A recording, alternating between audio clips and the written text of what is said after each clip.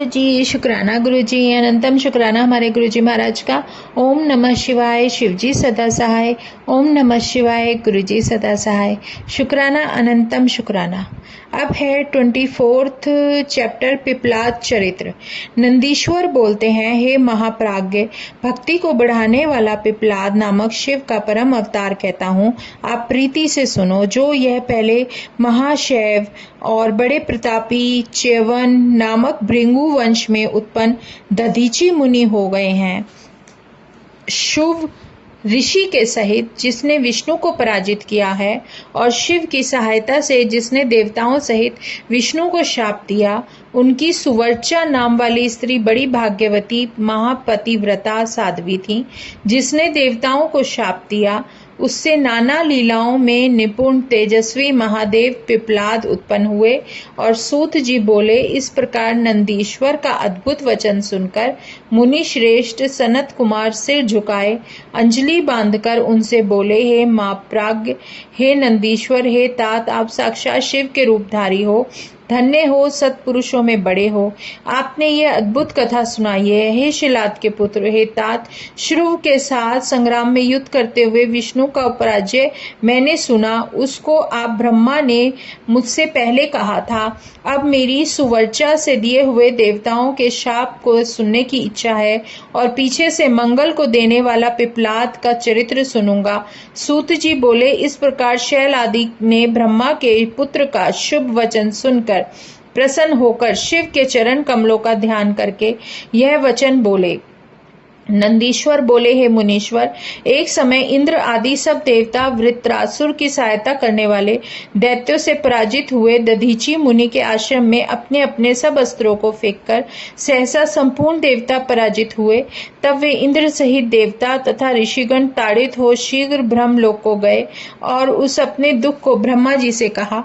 तब संसार के पितामह ब्रह्मा जी देवताओं का वचन सुनकर त्वष्टा करने की इच्छा से तत्व कहने लगे।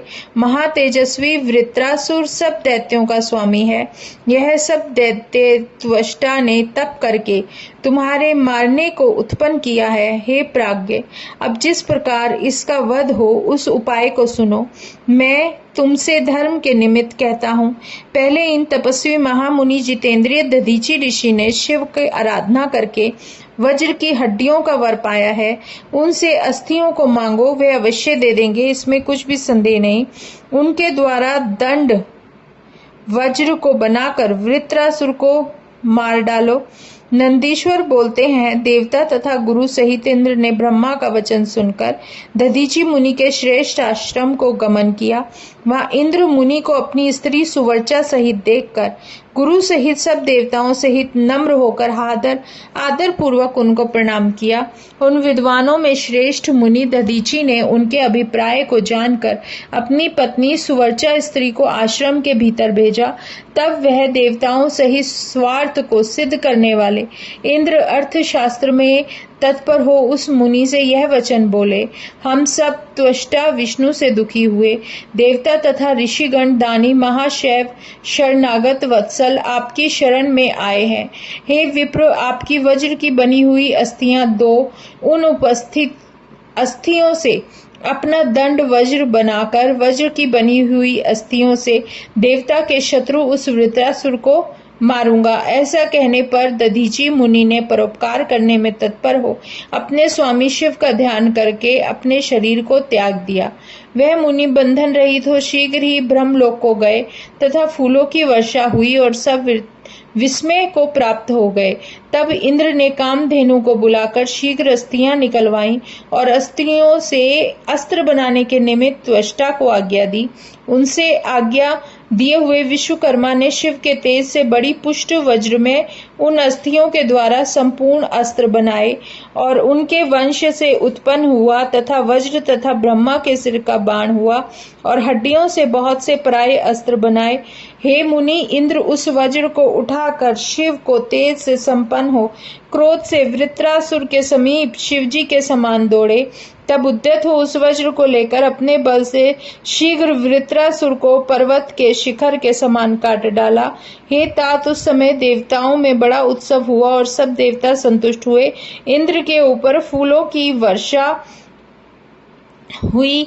और हे तात, यह जो वृत्रासुर का चरित्र प्रसंग है जो मैंने तुम्हें सुनाया है, अब तुम आदर सहित मुझे शिव के पिपलाद नामक अवतार को सुनाओ।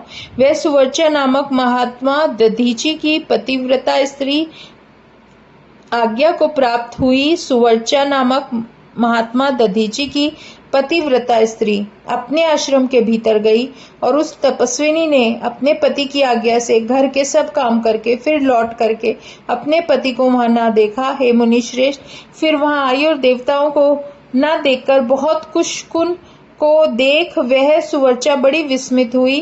वह साध्वी वह सब देवताओं की कृत्य को अर्थात पति के अस्थि लेने रूप समाचार को जानकर अति क्रोधित हुई और रुष्ट होकर सुवर्चा नामक ऋषि दधीची की स्त्री ने उन सब देवताओं को शाप दे दिया और बोला, हे देवताओं, तुम बड़े दुष्ट हो, तुम सब अपने कार्य में चतुर हो, अज्ञानी हो, लुब्धक हो, इस कारण इंद्र सहित तुम सब देवता पशु बन जाओ।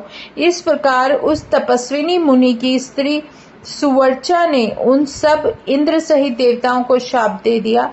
तब वह पतिव्रता पति के लोक को जाने की इच्छा करने लगी। उस बुद्धिमता ने अति पवित्र काष्ठों से चिता बनाई तथा शिवजी की प्रेरणा से सुख देने वाली तथा ढाढ़स बंधाने वाली आकाशवाणी उस समय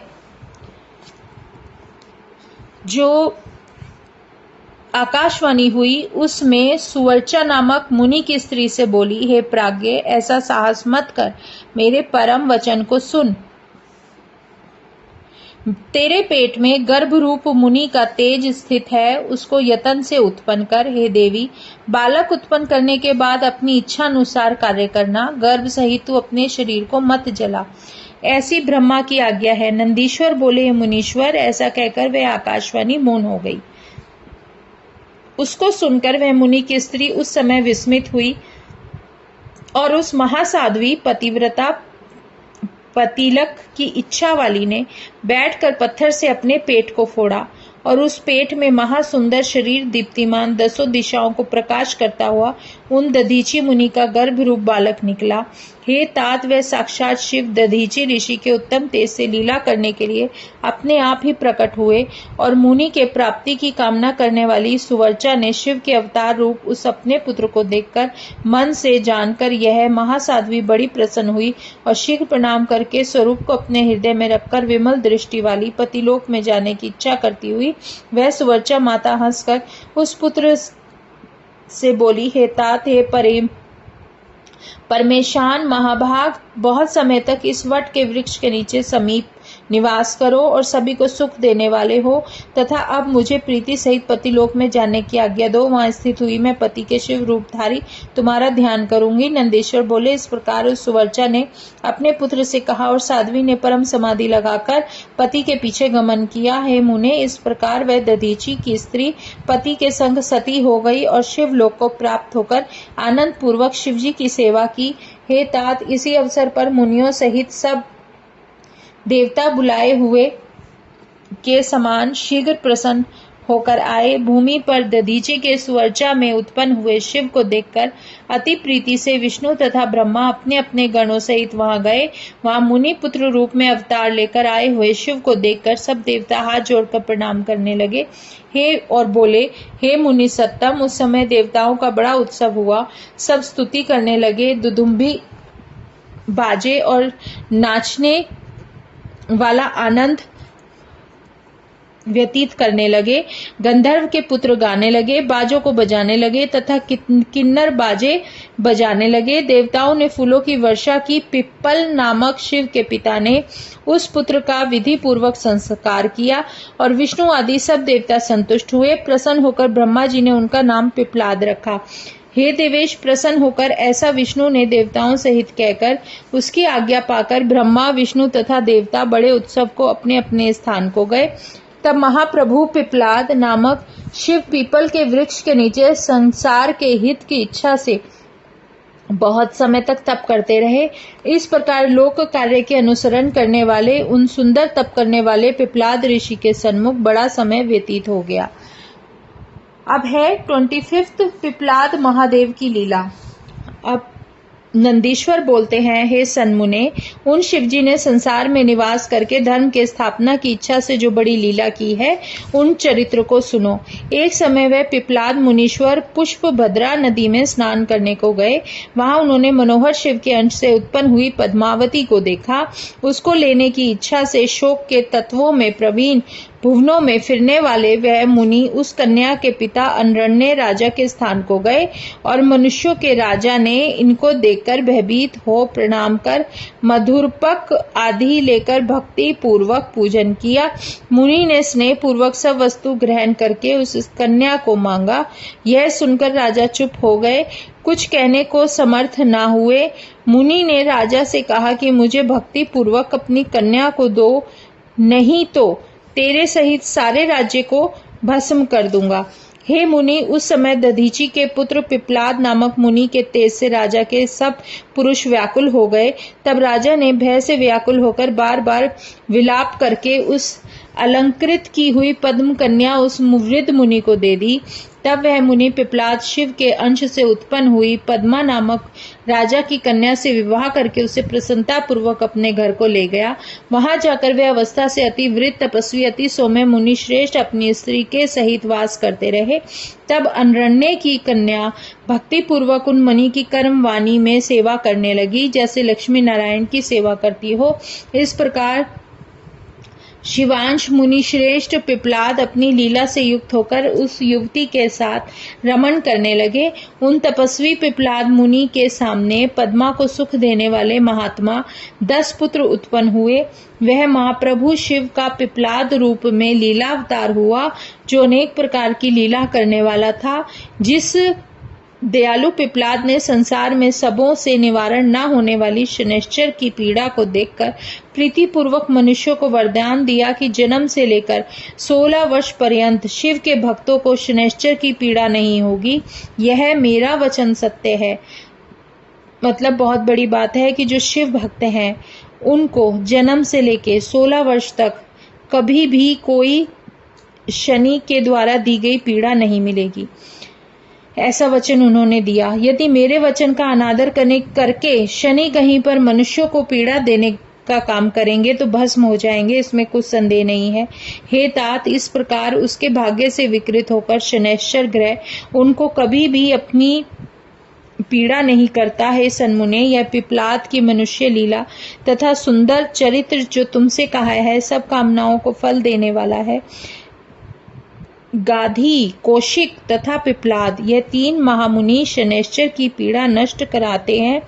जो मनुष्य पद्मा के चरित्र सहित पिपलाद के चरित्र को भक्ति पूर्वक पढ़ता है अथवा सुनता है या सुनाता है, वह शनि की पीड़ा दूर करने के अर्थ तथा इस उत्तम चरित्र को पढ़ते हैं अथवा सुनते हैं, सब मनोरथों को पाते हैं।